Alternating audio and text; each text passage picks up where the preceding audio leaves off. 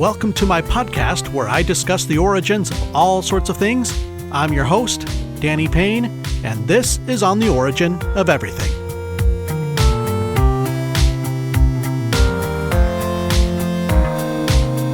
Today I'll be discussing the origins of idioms, which are commonly used phrases. These differ from sayings, which are expressions that convey a general truth or wisdom, like what goes around comes around, or better late than never. Those are straightforward, not much interpretation is needed. But idioms are expressions that can't be understood by their literal words because they're more figurative and more culturally bound. They're also little time capsules or linguistic fossils from another time period that have persisted. We say them all the time and we know what is meant by them, but we often don't know where they originated. And it doesn't matter. Isn't that interesting? So today, I'm going to go through a bunch of them and give you their origins. Let's cut to the chase and get started, shall we? Cutting to the chase comes from the silent film era of the 1920s. Filmmakers would edit their movies by cutting out elements of the story that were slow to get to the good part, the most exciting part, the action, which is often a chase scene. Cut to the chase. It's similar to the wisdom found in the music industry, which goes, "Don't bore us, get to the chorus." If you cut to the chase, you're getting to the point faster. But if you act too quickly, you've now jumped the gun. Jumping the gun comes from track and field to indicate a false start. Before the 20th century, races would start by the waving of a flag, not by the firing of a gun. And long before that, foot races, horse races, or fights would start at the drop of a hat. That's where that phrase comes from. But as soon as pistols started to be used for more formal sporting races, the term jump the gun emerged, and it has never gone away. I was thinking it had something to do with prematurely firing your weapon in war, or some other perilous scenario. But nope, it's a track and field thing. I recently heard someone say jump the shark. What the heck does that mean?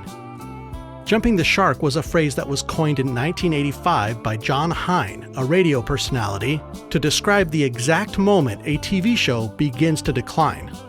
It refers to an episode of the TV series Happy Days, where Fonzie water skis over a live shark as a desperate attempt by the writers to engage its audience during a time when the show had already passed its peak.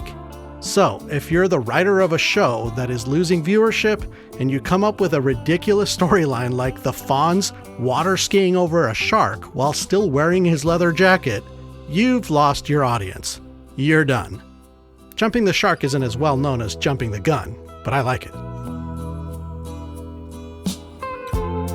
Instead of starting too soon by jumping the gun, you could start more intentionally by getting the ball rolling.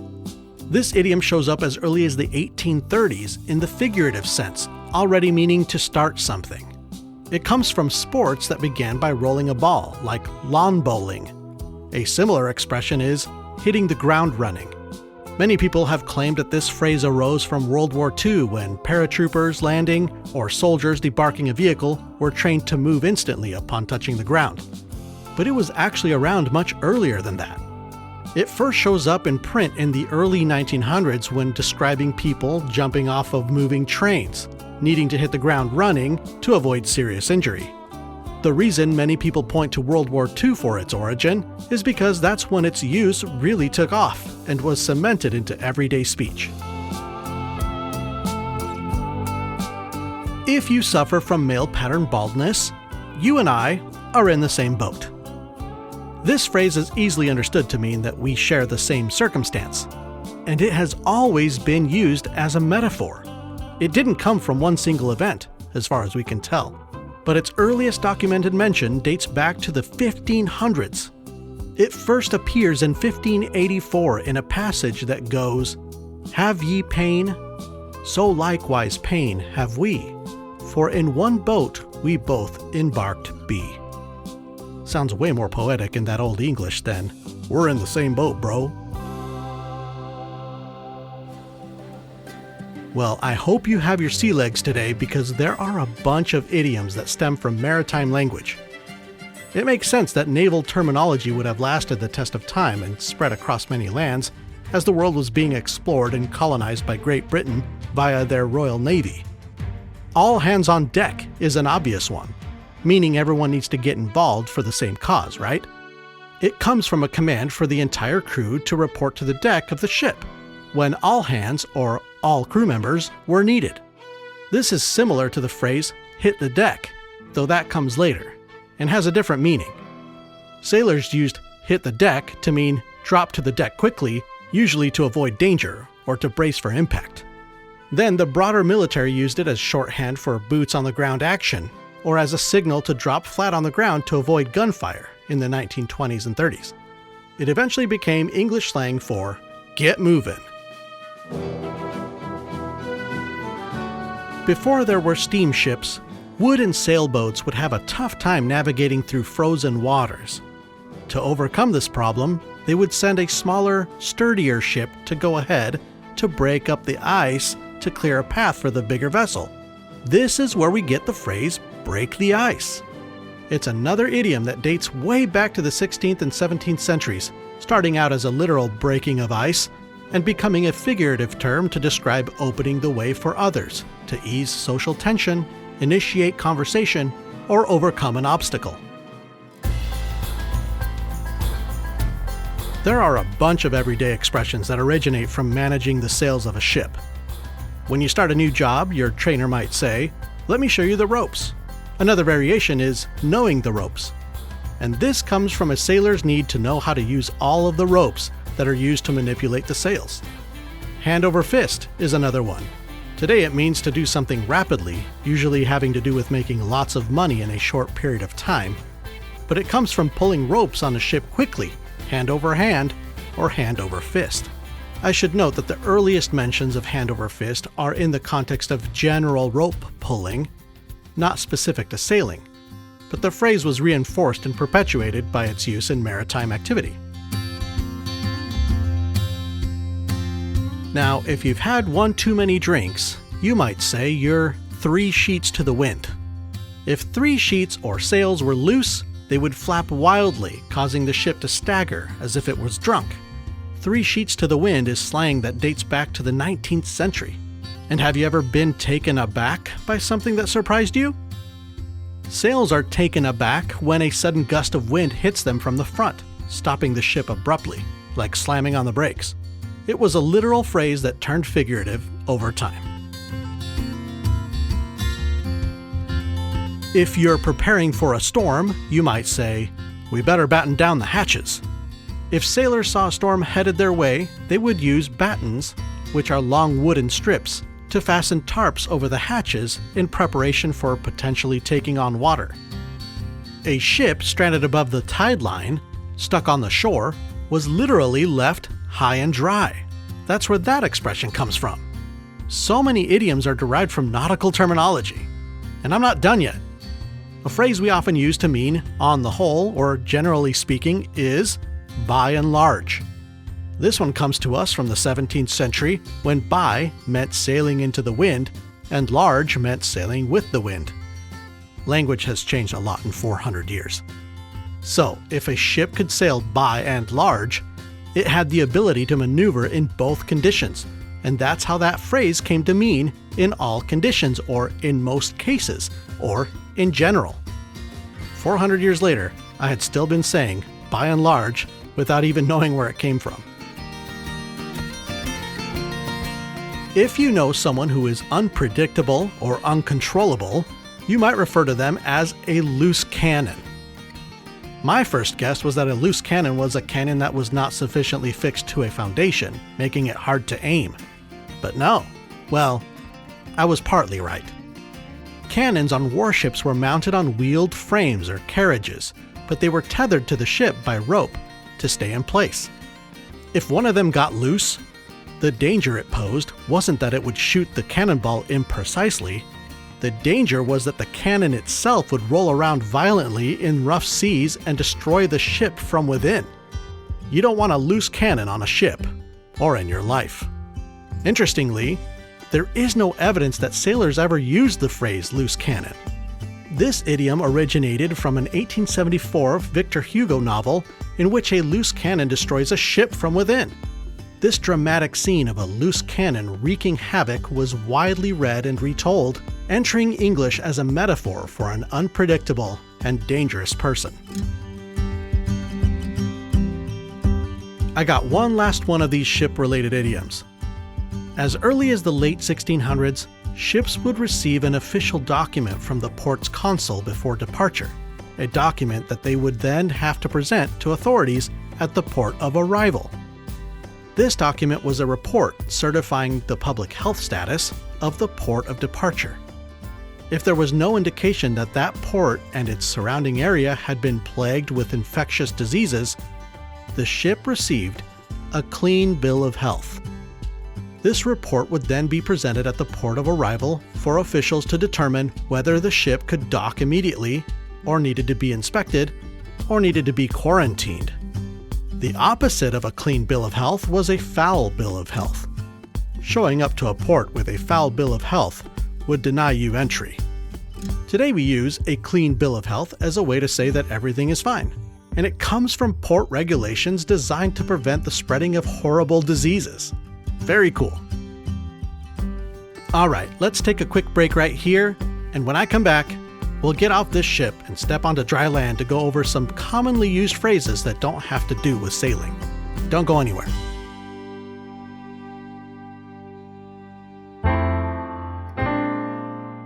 This episode is brought to you by listeners like you. If you haven't already, please consider donating by clicking the Patreon link in the show notes, or go to patreon.com/ontheoriginofeverything. Another easy way to support the show is by giving it a 5-star rating and review, by following it, or by sharing it. Let's build a community of people that are curious and always learning. Now, back to the show. Let's dig into some more idioms. I mentioned that jumping the gun comes from track and field, and another track and field idiom we use all the time comes from the high jump. When an athlete clears the horizontal bar, officials literally raise the bar to a higher level for the athlete to attempt to clear it again. By the late 1800s, this phrase was being used metaphorically by sports writers to describe an athlete having exceeded expectations, and it quickly spread to everyday speech. We now set the bar as the standard that everyone should meet, or we raise the bar to set a higher expectation of performance. This one comes up a lot in corporate jargon. Often, when you raise the bar, you don't clear it, so you may have to go back to the drawing board. This one was popularized by a single cartoon in The New Yorker in 1941 by Peter Arno, a renowned cartoonist known for his social commentary. His cartoon depicted an airplane with its nose in the ground, obviously having crashed, with the caption, "Well, back to the old drawing board," the words being uttered by the engineer of the plane, who is seen walking away from the wreckage, holding his blueprints and looking optimistic and undeterred by the failure. During World War II, engineers, craftsmen, and designers were under immense pressure to innovate quickly, and the idea of having to go back to the drafting table, or the drawing board, resonated with the public, capturing both the optimism of American engineering and its frustrations with setbacks. This cartoon also struck a funny bone and was responsible for bringing this phrase into everyday speech. If your plan fails, you sometimes have to start all over again and go back to the drawing board.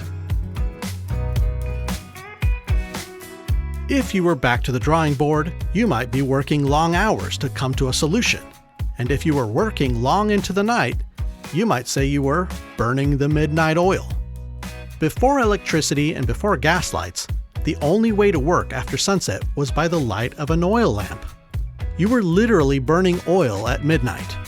As early as the 1600s, this phrase was being used metaphorically to describe working long and hard at something. This is yet another expression that has been around for 400 years. Let's say you were burning the midnight oil working on an online assignment that was due at exactly midnight. You might say you barely made the deadline and turned it in the nick of time. What's a nick? This is a Middle English term that means a notch or a tally marking a precise point of measurement. In carpentry, for example, You make marks on the wood to make perfectly measured cuts. These markings were called nicks. As early as the 1500s, people had applied that term to time and were using nick metaphorically to describe a critical moment. It's a very old expression that we still use today. If you were a 90s kid like me, you probably watched Saved by the Bell at least once. It's not the greatest show ever made, but it was on a lot. Saved by the Bell is a pretty old phrase that is wrongly attributed to people being buried alive. It's true that safety coffins were made for a brief period of time in the mid-1800s when people were scared of being buried alive, and some of the designs of these safety coffins included a string from the inside of the coffin to the surface that was attached to a bell to signal that the person was still alive.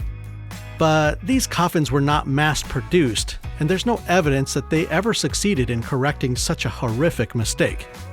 The real origin of Saved by the Bell comes from boxing. If a boxer was knocked down, he had to the count of 10 to get up, but if the bell rang marking the end of the round, he was saved by the bell from having to get up before the referee got to 10.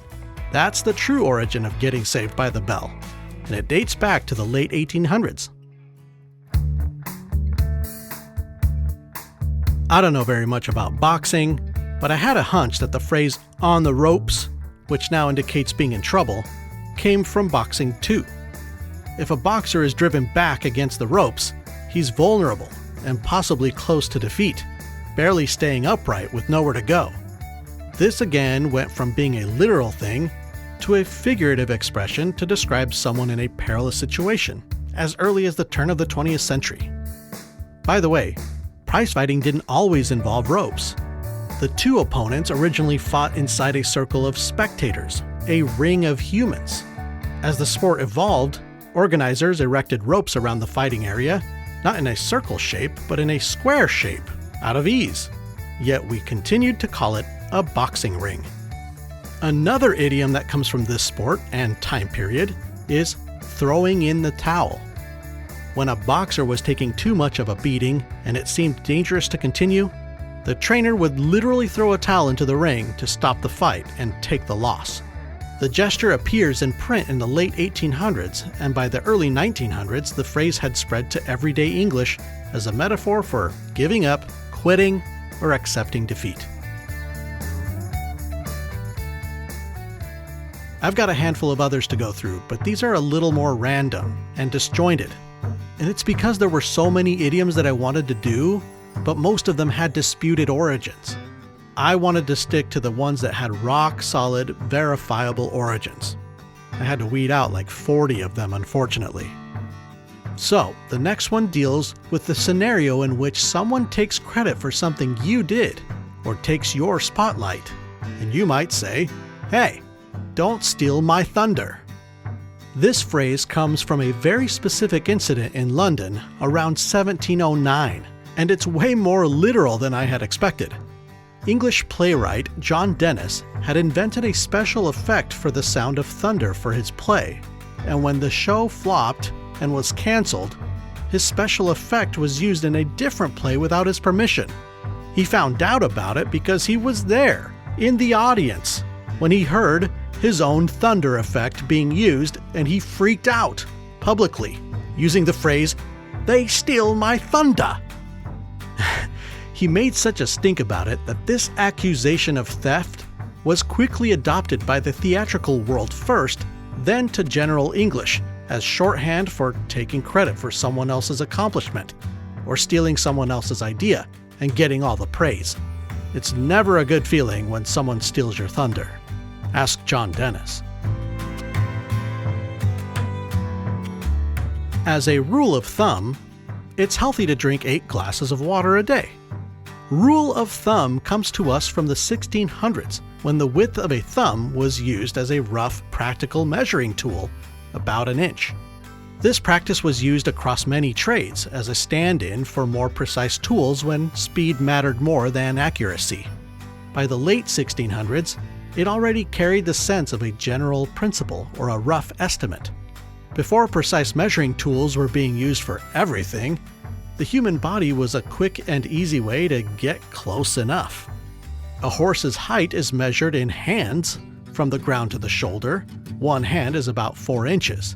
They would describe a horse's size by saying it was 15 or 16 hands. They still do that today. A foot has been standardized to be 12 inches, but it started out as another quick way to roughly measure length, using the foot. While looking into this, I also discovered that a span is the distance from the tip of your thumb to the tip of your pinky when your fingers are spread open wide. A span was about 9 inches. Pretty cool, huh? So, rule of thumb comes to us from a time when different parts of the body were commonly used to calculate a rough measurement. If you thought that rule of thumb came from the claim that English common law allowed a man to beat his wife with a stick no thicker than his thumb, that is an origin story that emerged in the late 19th century that has no historical basis. It's a total myth, and an ugly one at that. Speaking of rules, if you're a rule follower and meet the required standards, you might be classified as someone who toes the line. I totally thought it was spelled T-O-W, but it's actually T-O-E. I was picturing the act of joining the group in grabbing a line or a rope and pulling in unison to tow something. But if it's not T-O-W and it's instead T-O-E, what the heck does toe the line mean? It comes from 17th century military drills.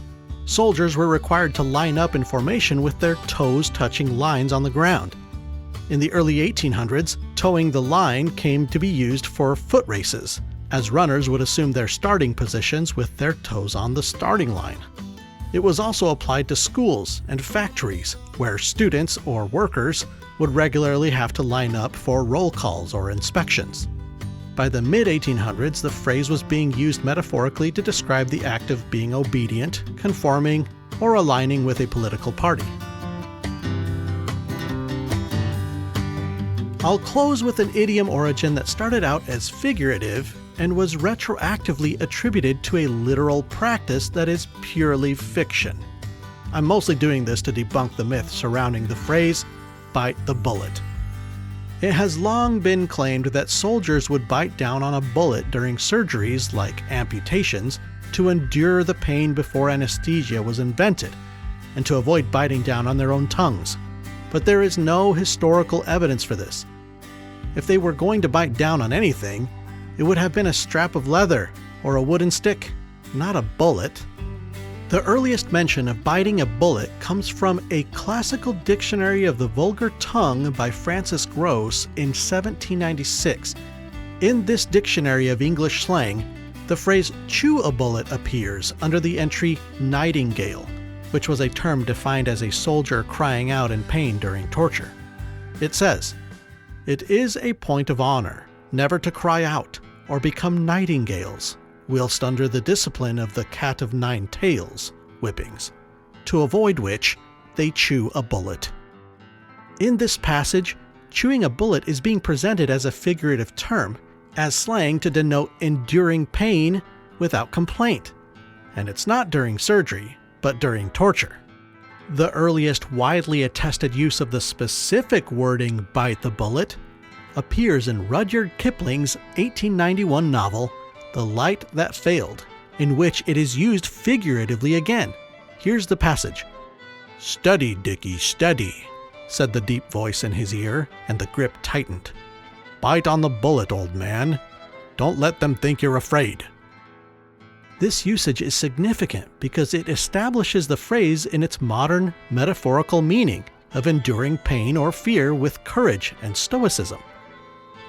By the early 1900s, biting the bullet was being used metaphorically among military and civilian circles, but it really spiked in the 1970s and has been prominent ever since. In this case, the idiom seems to have begun as an expression and was later retrospectively given a false literal origin of soldiers biting actual bullets. But it doesn't seem to have ever happened in real life. That's a crazy one to me. Man, I gotta admit, this episode was a tough one to research. Tracing the origins of idioms is surprisingly difficult. It takes the combined effort of etymologists, linguists, folklorists, historians, and other disciplines I had never heard of, to sift through centuries of texts and myths and track cultural shifts.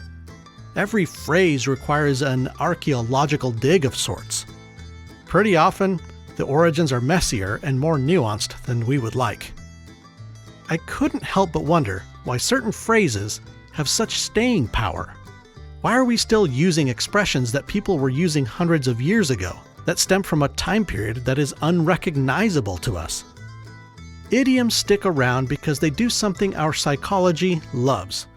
They turn abstract concepts into manageable and easily graspable scenes, something we can hold in our hands. Even when the world that created them disappears, their truth remains. Idioms are also shortcuts for big ideas, and our brains love shortcuts.